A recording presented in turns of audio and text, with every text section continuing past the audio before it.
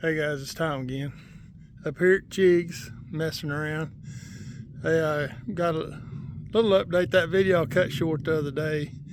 That was me just being fat fingered when I grabbed my phone. It shut the video off, and I was in the middle of stuff and didn't. Anyway, I'm going to do a little product review of and tell you the story behind it. Hang on a minute.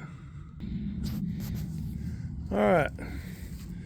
My Harbor Freight 1/2-inch drive torque wrench, electric, plug in. I ain't playing the battery game. I don't like battery powered equipment. It has its place, but people go nuts for it.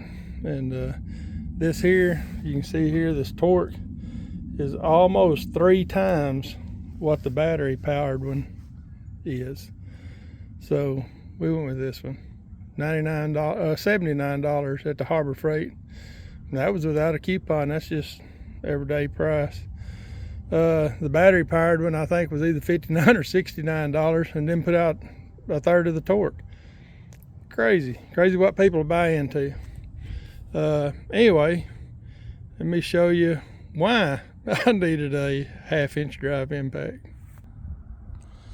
All right, here we are. Now y'all don't laugh at I needed extra weight on my discs, so I bolted down. Those plates are 60 pounds a piece, and so there's about 150 extra pounds there. Now this bar here is because whoever had this before I did, because it's a used piece of equipment, had snagged it on something and bowed it. And so to straighten it until I can actually straighten the angle iron, that's how I'm straightening it. All right, so got past that. All right, so as you can see, old nasty rusty bolts, brandy new bolts.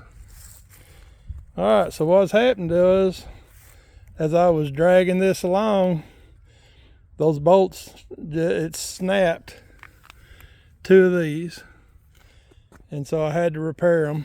And so I repaired both sides, because the other thing I did was I increased the angle of contact with my front cutters there. All right, as you can see here, you've got several options of holes, and these are all for determining how much angle you want on your front cutters.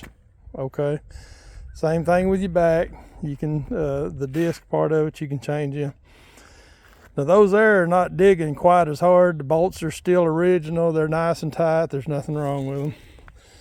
But I had to break those loose and replace them, and it was going to require a torque wrench. So that's why I got that torque wrench. Now that torque wrench, that dude is heavy. It's physically heavy. On top of that, there's no doubt in my mind that it will strip those bolts out if I just kept hammering on it. It unscrewed those old rusty ones, no problem. I mean, it just tapped them a couple of times and they were open. And so I say, $79 well spent. A few things on the farm are cheap, and a few things on the farm are light, but that one there was pretty cheap, even though it's not very light. All right, you can see this is pretty old. My buddy Steve gave me that. He's a real nice guy. And anyway, there's a story behind it, but you don't need to hear that. But anyway, all right, well, there it is. Hang on a minute, I'll show you what I done yesterday, how I broke the disc. All right, this is what I done yesterday and the day before. There's our little sunflower patch. There's the winter wheat out beyond that. Man, that stuff's looking good. Man alive, that stuff's looking good. This used to look just like that. But here in 2 weeks, me and Sally are going to disc all of that winter wheat into the ground just like we did here and plant orchard grass seed. Now, this is a little bit over an acre. Sally and I measured it. It's about 250 feet long, by about 150 feet wide. And so to test our method and to make sure that our equipment could do what we asked it to do, we decided to do this little acre. Now, I disked it 3 times. As you can see, just like everywhere else on this place, it is rock haven. Right down here, so here's this tree. Right beside this tree, they had dumped, whoever owned it before me, had dumped an entire dump truck load of rocks here.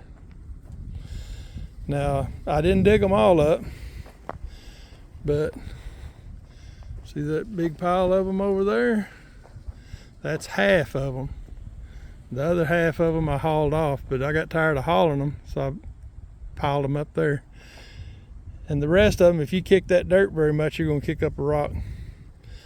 But I thought it was deep enough to plant the grass. Now, as you can see there, some of the grass grass seed didn't really get covered, but that's really the exception. The most of it, what I did was my method, and there's a bunch more rocks, but there's anyway. Disc it going long ways, disc it across, disc it again long ways. All right, so I did that. Then I spread, got my little spreader and spread 15 pounds of grass seed out here. Now the extension office says when you spread it, you should just use a cultipacker and pack it down so it's in firm contact with the ground and leave it alone. I ain't got a cultipacker. So what I did was, after I spread it, I pulled my drag opposite directions. I went up and down the field, and then I went across the field. And I believe that was pretty good. Now then, if you step on that loose dirt and look at the footprint it leaves, it does not sink more than about 1/4 of an inch, probably less than that even. So I'm going to say that the ground is as firmly packed as what a cultipacker would do. So I'm going to give it hope. You know what I'm saying? I'm going to give it hope. Where it covered it, it did not cover it too deeply, because even drilled seed, they don't want it drilled more than a 1/2 inch deep or something like that. But I hadn't got a drill seed either, or a seed drill, sorry, either. So we're doing it Tom's way. Anyhow, this video is kind of running on, but if you need a impact wrench, that impact wrench is a doozy, man. You could mess up a bolt by hammering down on it. It's quick too. It's a no joke piece of equipment. Anyhow, y'all have a good day. We'll see you later.